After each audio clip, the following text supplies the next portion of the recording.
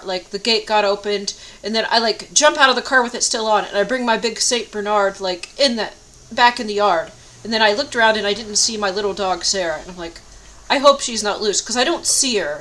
I thought 50-50, and of course she's loose.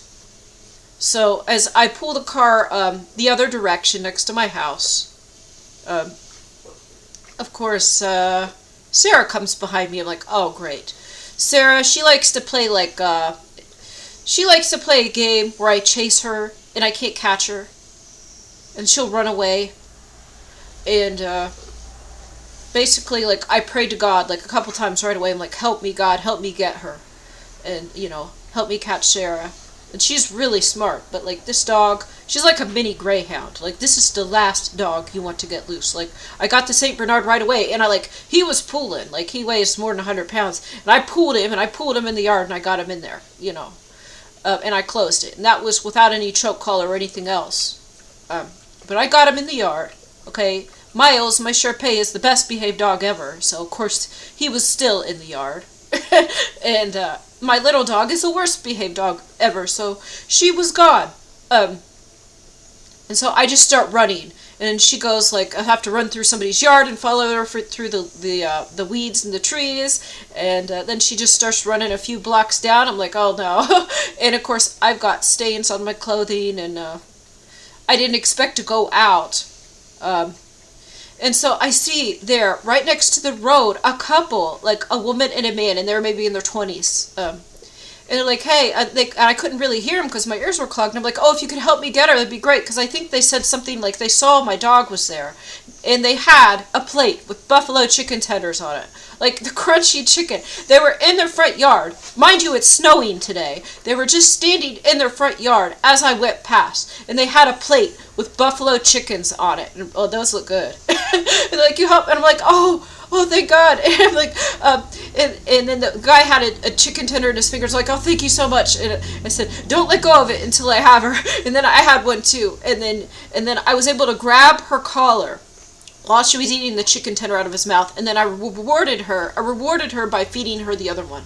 So then I've got like buffalo chicken sauce on my finger, and then I noticed that she had poop on her collar again, which was also now on my hand, and I carried her back, and somehow, like, I was chasing her, didn't let her out of my sight. She must have like rolled in poop super fast, like, rolled in poop and kept going. And then it got on my teddy bear jacket, so I found another jacket that's not nearly as warm. So I put on this hat too, and I got these cuffs on. This is very fashionable, but it's really because it's 50 degrees in my house right now. And so I did get my dog, and I threw her butt out in the backyard. And then I had poop on my hand, so I went out to my hose, which is still hooked up and still working right now. It was the first snow. It hasn't frozen yet.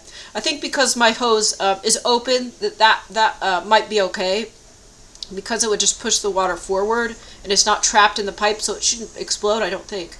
And, I also still had like a little bar of soap out there, which I kept on top of the hose reel.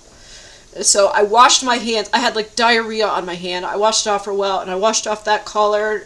I was out there, and the water was really cold at first. It starts to warm up a little bit, then I try to get my dog. Now this dog, she won't trust you for anything. I said she's a genius, so she wouldn't let me actually clean her off. So I had to leave her outside. And then it was hard to get her. And then as I sneaked in, then the other dogs wanted out. And then they barked and they wanted in. And I let them in. Then Sarah, she sneaked back in. And I didn't want diarrhea on everything, so I had to chase her with the squirt gun. Finally, I got her butt back outside before she rubbed all over my chair in my bed. And I left her out there for a while. And then after like 15 minutes or so, like, because she was at the window and, trying to get in.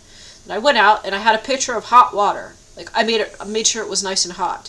And, I'm like, come here, Sarah, by the door. And I started to pour it, and just a few drops probably got on her. Then I went out again, like, a couple minutes later, with some more water in my pitcher. And I went out towards this little dog house thing with hay in it she was in. And then I like dumped the whole thing, and it went on her neck. So she probably still has dog crap on her, but it's not nearly as much. And then I let her in the house. But it was like all gooey